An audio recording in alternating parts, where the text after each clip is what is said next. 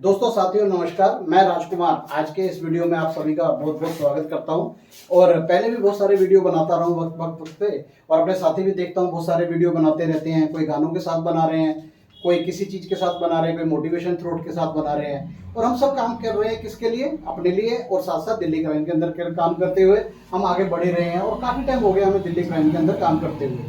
किसी को 2 साल हो गए, किसी को 4 साल हो गए, किसी को 8 साल हो गए, किसी को 9 साल हो गए, लेकिन हम अपना काम कंटिन्यू करते ही जा रहे हैं। और आज मैं एक खास शब्द के बारे में बात करूंगा, जिसके ऊपर बात करना मेरे को लगा कि जरूरी भी है, क्योंकि वो शब्द ऐसा है कि मैंने देखा है हर फील्ड के अंदर वो शब्द बहुत काम आता है। हर फील्ड, चाहे वो कोई भी फील्ड हो, और वो फील्ड चाहे किसी भी तरीके की हो, चाहे वो किसानों की फील्ड है, चाहे व्यापार की फील्ड है, चाहे दुकानदार की फील्ड है, किसी भी चीज की वो फील्ड है, वो एक शब्द आता ही आता है जिसे बोलते हैं सब्र। सब्र एक ऐसा शब्द है जो हमारे को हिम्मत भी देता है, हमारी मेहनत को भी अंजाम तक पहुंचाने में हमारी मदद करता है। हम शब्द को ये भी कह सकते हैं कि ऐसा शब्द एक ऐसा घोड़ा है जो अपने सवार को कभी नहीं गिरने देता है। अगर सब्र से आप उसके ऊपर बैठे हुए हैं तो घोड़ा धीरे धीरे आप साध लेते हैं, और घोड़ा आपकी मन मर्जी के हिसाब से चलता है। लेकिन वहां तक पहुंचने के लिए ना आपको एक शब्द का इस्तेमाल करना पड़ता है, सब्र। हम किसी भी फील्ड के अंदर हैं, हमारे को सब्र के साथ काम करना पड़ता है।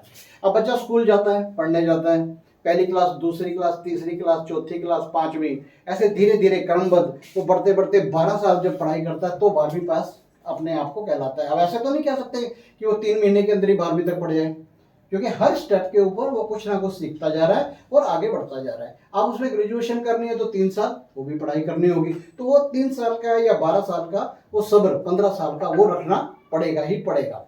सब्र एक ऐसी चीज है कि आप इसे सबसे ज्यादा अच्छा देख सकते हैं ना, हर व्यापार के अंदर, हर काम के अंदर ये शब्द काम आता है, और इसके लिए सब्र रखना पड़ता है। अब जैसे मैं बात करूं कि हम अब किसानों के बारे में चलो बात करते हैं, या बहुत सारी चीजों के बारे में हम बात करते हुए आगे बढ़ते हैं, तो एक जो हम देखते हैं ये है गेहूं, है ना। इस तो सभी घरों में इस्तेमाल किया जाता है, सभी इसकी रोटी भी खाते हैं, डबल रोटी भी इसी की बनती है, और बहुत हमारे उत्तर भारत के अंदर ये बहुत ज़्यादा इस्तेमाल होता ही होता है। और इसके साथ साथ हमारा जो दूसरा अनाज है वो अनाज है हमारा चावल, जो साउथ में भी, नॉर्थ में भी, और पूरे वर्ल्ड के अंदर बहुत ज़्यादा इस्तेमाल किया जाता है। दोनों अनाज हम इस्तेमाल करते हैं अपने घरों में। और इसके बाद एक अनाज हमारे और भी बहुत काम आता है, उत्तर भारत में खास तौर से आता है, जिसे हम मकई बोलते हैं, भुट्टा भी बोलते हैं, और ये सबसे बढ़िया हेल्दी फूड भी होता है। और इसके साथ साथ हमारे घरों के अंदर और भी बहुत सारी दलहनी चीजें भी आती हैं, दालें भी आती हैं, सब्जियां भी आती हैं, बहुत तरीके की आती हैं। और ऐसे ही उनमें से एक चीज है जो चने का हम इस्तेमाल करते हैं थोड़ी देर के लिए। ये 4 हमने एक तरह से धान भी ले लिए, फसल भी ले लिए, दलहनी चीजें भी ले ली, ये सारी चीजें आप देखते ही हैं। अब गेहूं अगर हम कोई भी बो दे तो उसको इंतजार करना पड़ेगा कि नहीं करना पड़ेगा? चाहे वो चावल जमीन के अंदर बो दे तब भी इंतजार करना पड़ेगा, मकई बो दे तब भी उसे इंतजार करना पड़ेगा, चने बो दे तब भी उसे इंतजार करना पड़ेगा। आप भी चने बहुत सारे यार दोस्त खाते भी होंगे, खासकर जो ज्यादा कसरती काम करने वाले हैं वो चने खाते हैं, तो अंकुरित चने खाते हैं। डॉक्टर भी बोलते हैं कि ये सेहत के लिए एक अच्छा आहार है।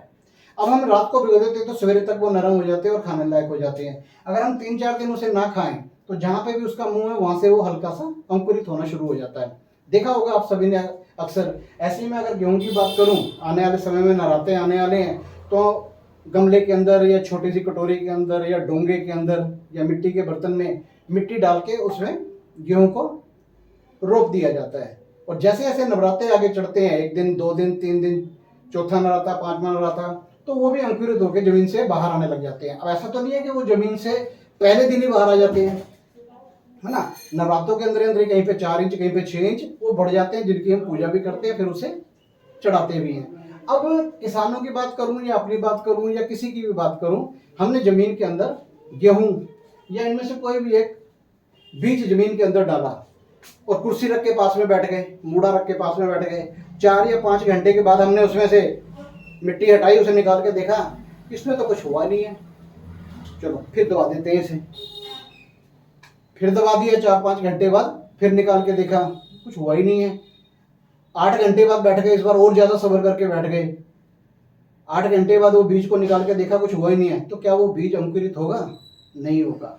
मेरा कहने का मतलब ये है कि आज जो आज अपनी मेहनत कर रहे हैं, ये आपको रिजल्ट उसी टाइम नहीं देती है। आपको 2 दिन बाद, 4 दिन बाद, कई बार हफ्ते बाद भी रिजल्ट मिलता है। आपने किसी को दिल्ली क्राइम का सिस्टम बताया, पूरी मेहनत से बताया, तो और उसने आपके साथ ज्वाइनिंग नहीं करी, तो क्या मतलब आपकी मेहनत खत्म हो गई या आपकी मेहनत खराब हो गई? नहीं, ऐसा नहीं हुआ। वो हो सकता है आपकी तरफ देख रहा हो कि हमें इन चीजों के साथ क्या करना है, कैसे करना है, ये आदमी क्या तरक्की करता है, क्या तरक्की नहीं कर रहा है, वो आपकी तरफ देखता है ना, आपके सब्र की तरफ देखता है।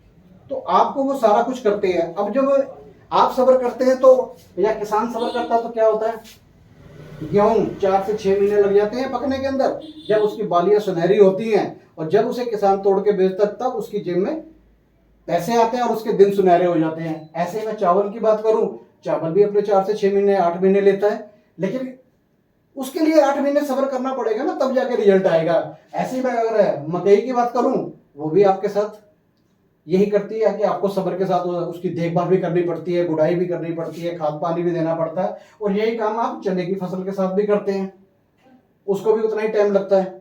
तो इन चीजों को जब टाइम लगता है तो आपके काम को भी टाइम लगना है। आप ये सोचिए कि मैंने आज सिस्टम देखा और मैंने इसको ज्वाइन कर लिया, मैं दूसरे को दिखाया और वो भी वो ज्वाइन कर लेगा, नहीं, सब्र का साथ आपको वेट करना पड़ेगा। हो सकता है वो आपको ये देखना हो कि आप इसके बाद कितने मीटिंग अटेंड कर रहे हैं, कितने प्लान कर रहे हैं। आप जो भी मीटिंग करते हैं, जो भी प्लान कर रहे हैं, जो आप सेमिनार कर रहे हैं, वो खराब नहीं जाता है।